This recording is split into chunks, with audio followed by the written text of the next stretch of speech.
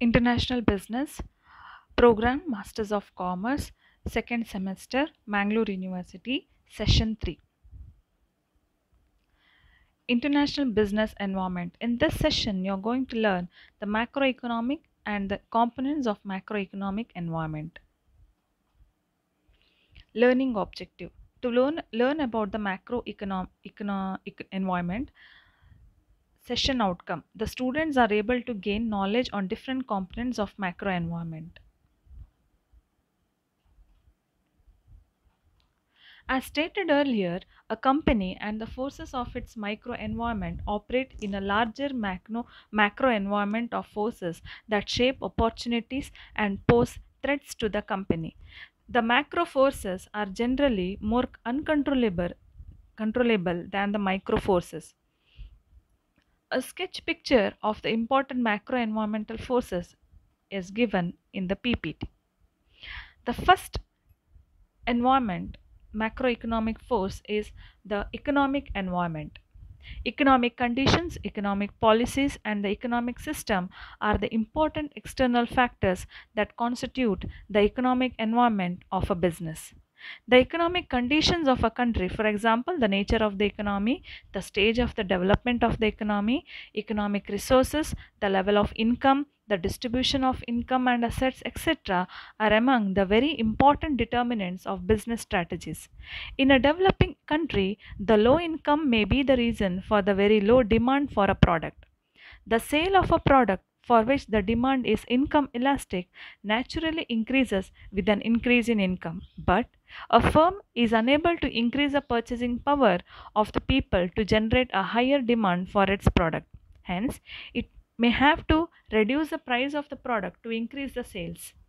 The reduction in the cost of production may have to be affected to facilitate price reduction.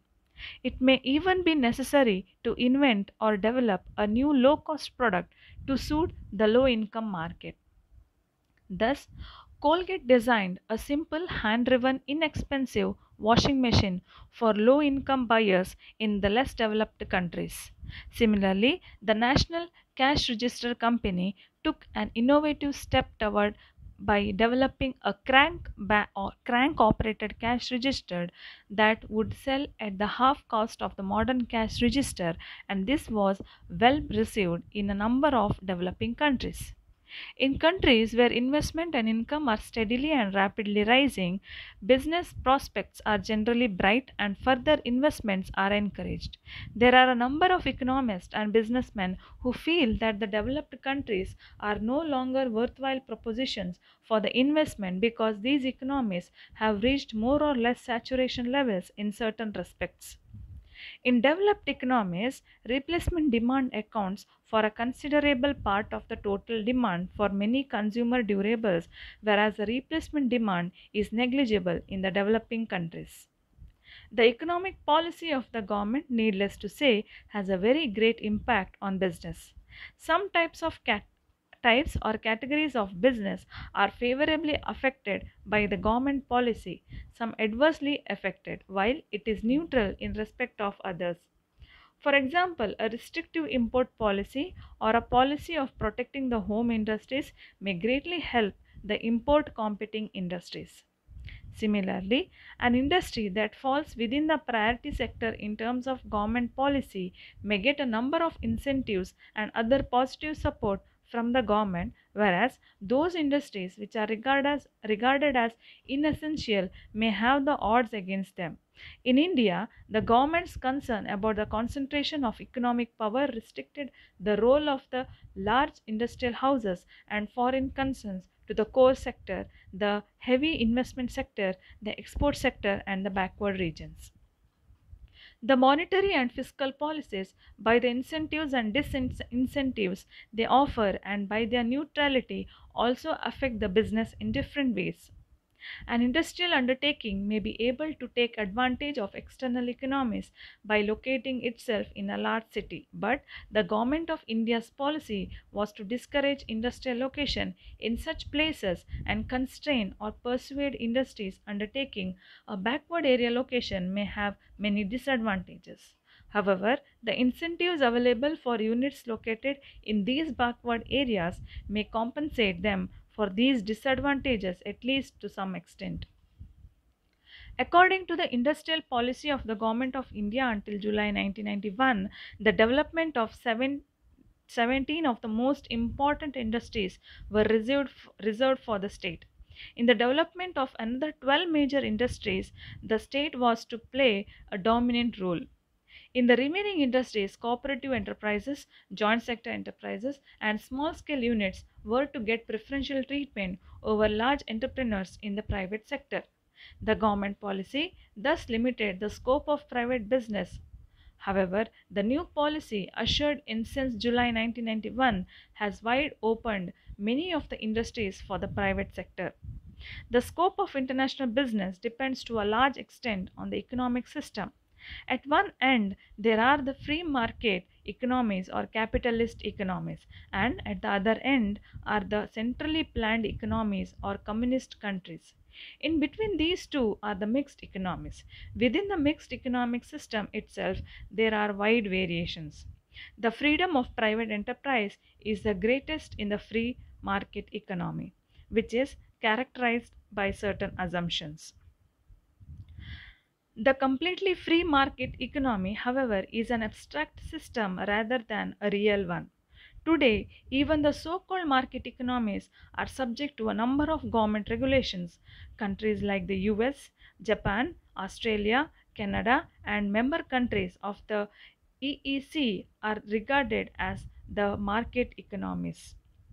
The communist countries have, by and large, a centrally planned economic system. Under the rule of a communist or authoritarian socialist government, the state owns all the means of production, determines the goals of production, and controls the economy according to a central master plan.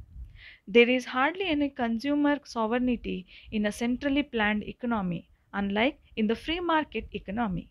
The consumption pattern in a centrally planned economy is dictated by the state. China, East Germany, Soviet Union, Czechoslovakia, Hungary, Poland, etc., had centrally planned economies. However, recently several of these countries have discarded communist system and have moved towards the market economy. In between the capitalist system and the centrally planned system falls the system of the mixed economy, where both public and the private sector coexist as in India. The extent of state participation varies widely between the mixed economies. However, in many mixed economies, the strategic and other nationally very important industries are fully owned or dominated by the state. The economic system thus is a very important determinant of the scope of private business. The economic system and policy are therefore very important external constraints on business. The second is the political and the legal environment. Political and government environment has close relationship with the economic system and economic policy. For example, the communist countries had a centrally planned economic system. In most countries, apart from those laws that control investment and related matters, there are a number of laws that regulate the conduct of the business. These laws cover such matters as standards of products, packaging, promotion, etc. In many countries, with a view to protecting consumer interests, regulations have become stronger. Regulations to protect the purity of the environment and preserve the ecological balance have assumed great importance in many countries. Some governments specify certain standards for the products to be marketed in the country. Some even prohibit the marketing of certain products. In most nations, promotional activities are subject to various types of controls. Media advertising is not permitted in Libya. Several European countries restrain the use of children in commercial advertisements. In a number of countries, including India, the advertisement of alcoholic liquor is prohibited. Advertisements, including packaging of cigarettes, must carry the statutory warning that cigarette smoking is injurious to health. Similarly, advertisements of baby food must necessarily inform the potential buyer that breastfeeding is the best. In countries like Germany, product comparison advertisements and the use of superlatives like best or excellent in advertisement is not allowed in the US. The Federal Trade Commission is empowered to require a company to provide the quality, performance, or comparative prices of its products. What is being asked of the drug industry and of American business in general is a fuller disclosure of the relevant facts about products. For drugs, food additives, some cosmetic preparations, and so forth, a full disclosure requires more knowledge of the long range side effects of materials ingested into a complex human body.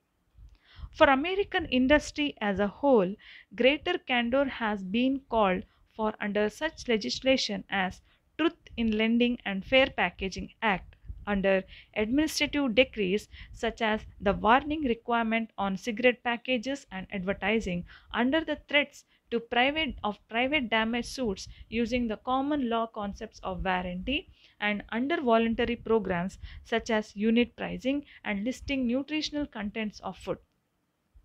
The increasing complexity of products and the variety of products choices suggest further moves away from caveat emptor or let the buyer beware doctrines, move which on the whole should prove a welcome although sometimes inconvenient challenge for business. There are a host of statutory controls on business in India. If the MRTP companies wanted to expand their business substantially, they had to convince the government that such expansion was in the public interest. Indeed, the government in India has an all pervasive and predominantly restrictive influence over various aspects of business. Example, industrial licensing, which decides location, capacity, and process, import licensing for machinery and materials, size and price of the capital issue, loan finance, pricing, managerial remuneration, expansion plans, distribution restrictions, and a host of other enactments. Therefore, a considerable part of attention of a chief executive and his senior colleagues has to be devoted to a continuous dialogue with various government agencies to ensure growth and profitability within the framework of controls and restraints. Many countries today have laws to regulate the competition in the public interest. Elimination of unfair competition and dilution of monopoly power are the important objectives of these regulations. In India, the monopolistic undertakings, dominance undertakings, and large industrial houses are subject to a number of regulations which prevent the concentration of economic power to the common determinant. The MRTP Act also controls monopolistic, restrictive, and unfair trade practices which are prejudicial to public interest. Such regulations brighten the prospects of small and new firms. They also increase the scope of some of the existing firms to venture into new areas of business. The special privileges available to the small scale sector have also contributed to the phenomenal success of the NIRMA. Certain changes in government policies, such as the industrial policy, fiscal policy, tariff policy, etc., may have profound impact on business. Some policy developments create opportunities as well as threats.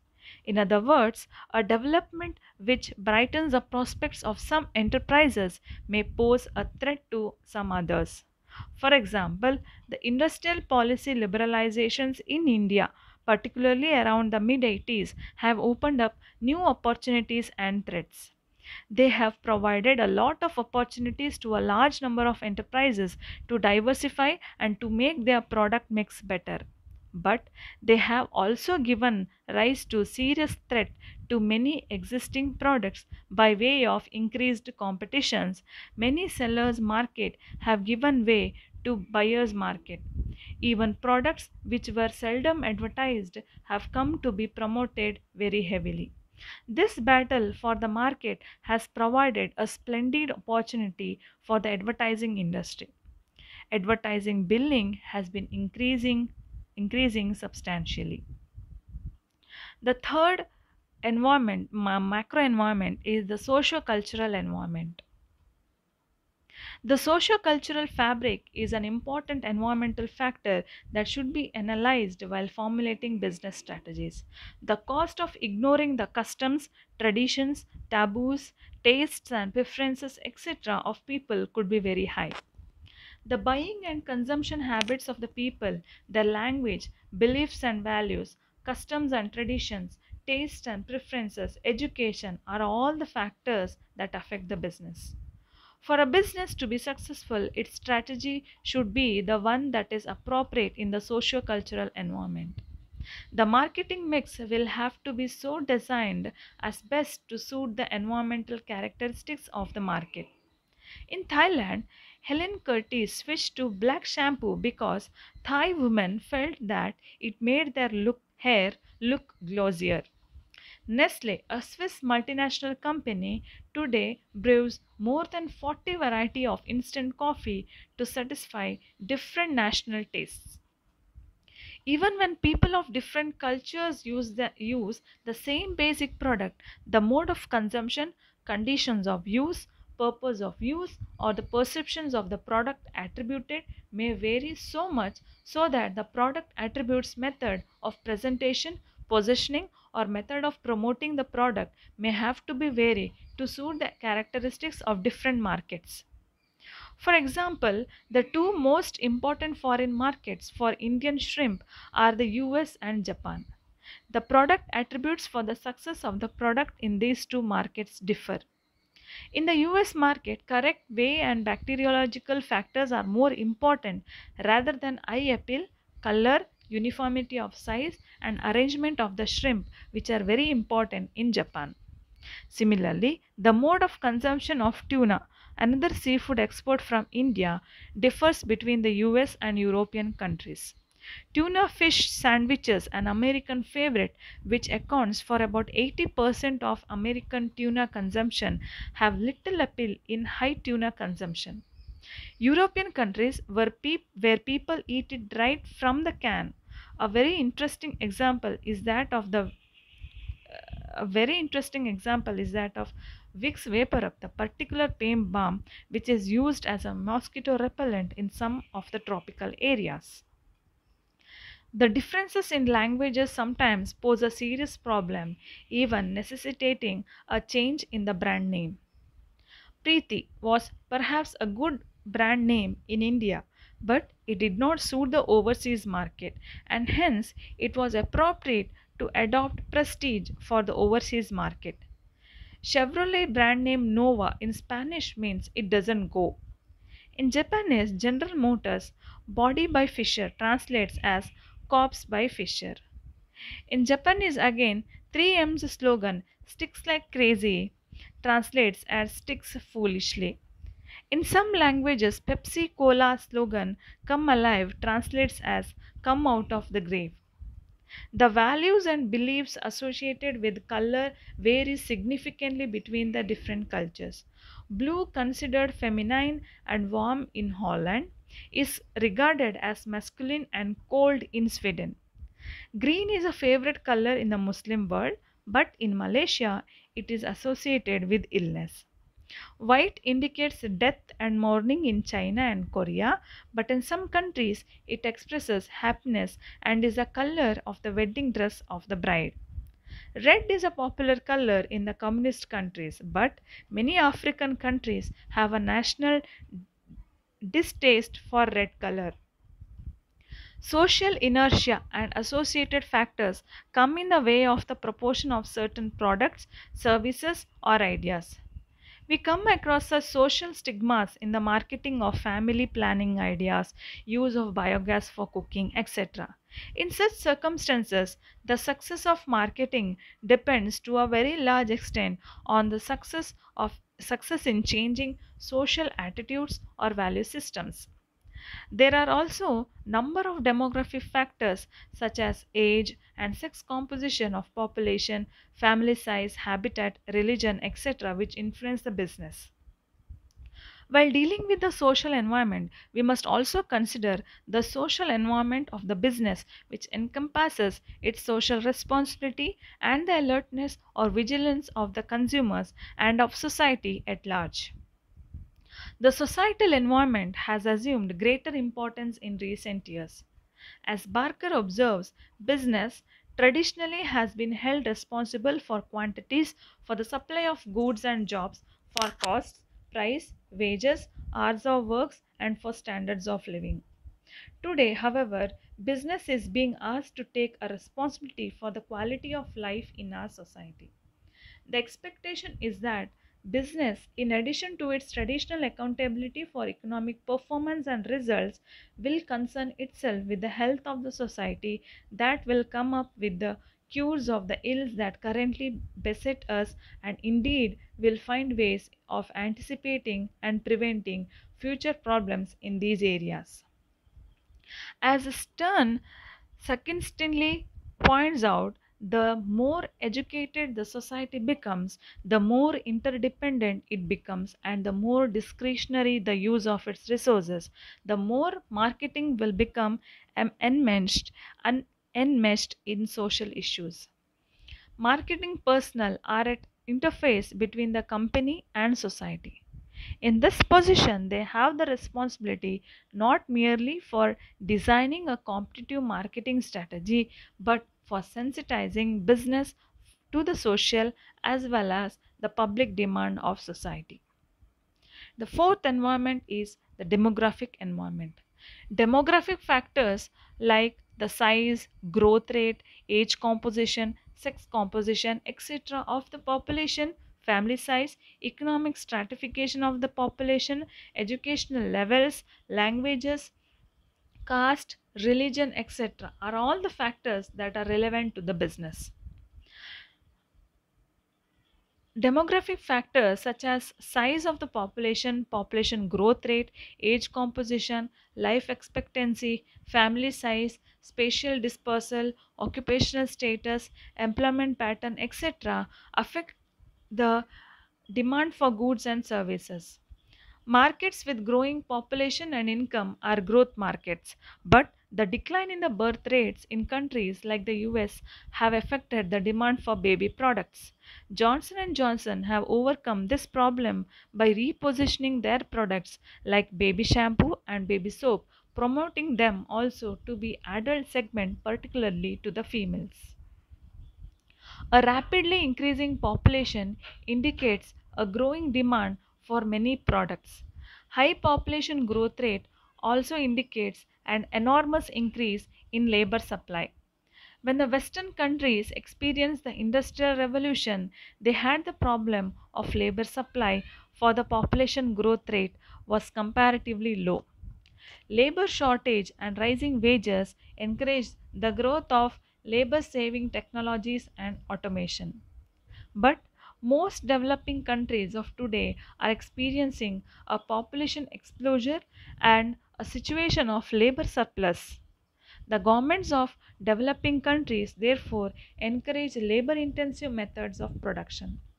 Capital intensive methods, automation, and even rationalization are the opposed by labor and many sociologists, politicians, and economists in these countries. The population growth rate thus is an important environmental factor which affects business. Cheap labor and a growing market have encouraged many multinational corporations to invest in developing countries. The occupational and spatial mobility of population have implications for business. If labor is easily mobile between different occupations and regions, its supply will be relatively smooth and this will affect the wage rate. If labor is highly heterogeneous in respect of language, caste and religion, ethnicity, etc., personal management is likely to become a more complex task. The heterogeneous population, with its varied taste, preference, beliefs, temperaments, etc., give rise to differing demand patterns and calls for different marketing strategies. References to a number of demographic factors that have business implications have already been made under socio-cultural environment. The fifth component is the natural environment. Geographical and ecological factors such as natural resource endowments, weather and climatic conditions, topographical factors, locational aspects in the global context port facilities, etc., are all relevant to business. Differences in geographical conditions between markets may sometimes call for changes in the marketing mix. Geographical and ecological factors also influence the location of certain industries. For example, industries with high material index tend to be located near the raw material sources. Climatic and weather conditions affect the location of certain industries, like the cotton textile industry. Topographical factors may affect the demand pattern. For example, in hilly areas with a difficult terrain, jeeps may be in greater demand than cars. Ecological factors have recently assumed great importance. The depletion of natural resources, environmental pollution, and the disturbance of the ecological balance has caused great concern. Government policies aimed at the preservation of environmental purity and ecological balance, conservation of non renewable resources, etc., have resulted in additional responsibilities and problems of business, and some of these have the effect of increasing the cost of production and marketing. Externalities have become an important problem the business has to confront with. The sixth component is physical and technological environment. Physical factors such as geographical factors, weather and climatic conditions may call for modifications in the product, etc., to suit the environment because these environmental factors are uncontrollable. For example, Esso adopted its gasoline formulation to suit the weather conditions prevailing in different markets. Business prospects depend also on the availability of certain physical facilities. Some products, like many consumer durables, have certain use facility characteristics. The sale of television sets, for example, is limited by the extent of the coverage of the telecasting. Similarly, the demand for refrigerators and other electrical appliances is affected by the extent of electrification and the reliability of power supply. The demand for LPG gas stoves is affected by the rate of growth of gas connections.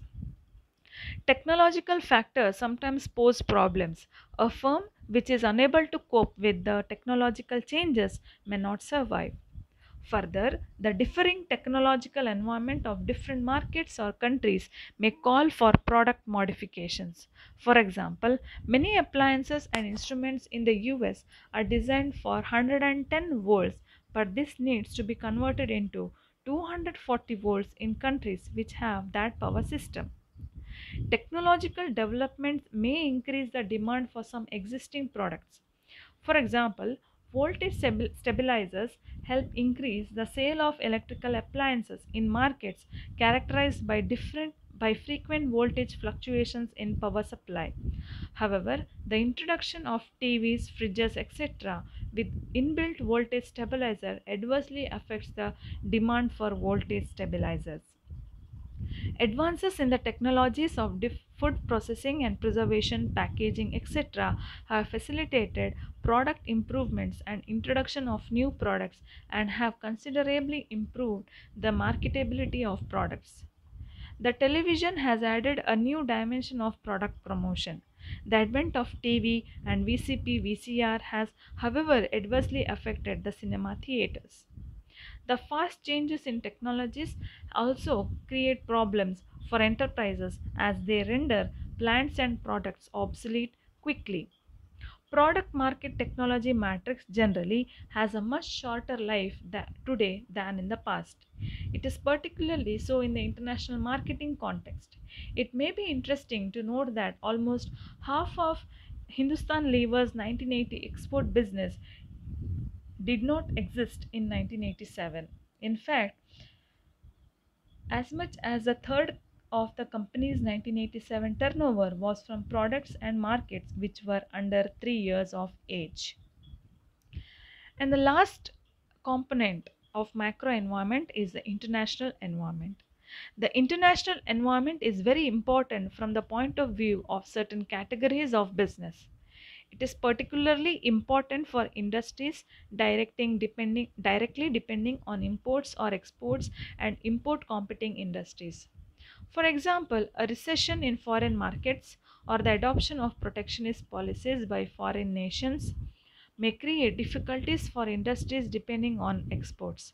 On the other hand, a boom in the export market or a relaxation of the protectionist policies may help the export oriented industries.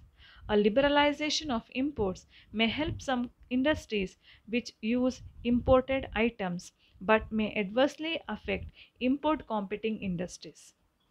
It has been observed that major international developments have their spread effects on domestic business. The Great Depression in the United States sent its shock waves to a number of other countries. Oil price hikes have seriously affected a number of economies. These hikes have increased the cost of production and the prices of certain products, such as fertilizers, synthetic fibers, etc.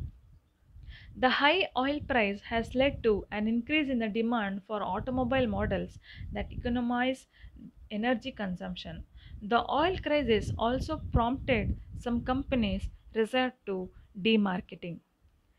Demarketing refers to the process of cutting consumer demand for a product back to level that can be supplied by the firm. Some oil companies, the Indian Oil Corporation for example, have publicized tips on how to cut oil consumption. Whether the fertilizer price shot up following the oil crisis, some fertilizer companies appeal to the farmers to use fertilizers only for important and remunerative crops. The importance of natural manure like compost as a substitute for chemicals fertilizers was also emphasized. The oil crisis led to reorientation of the government of India's energy policy. Such developments affect the demand, consumption, and investment pattern. A good export market enables a firm to develop a more profitable product mix and to consolidate its position in the domestic market. Many companies now plan production capacities and investment taking into account all the foreign markets. Export marketing facilitates the attainment of optimum capacity utilization. A company may be able to mitigate the effects of domestic recession by exporting. However, a company which depends on the export market to a considerable extent has also to face the impact of adverse developments in foreign markets. Thank you.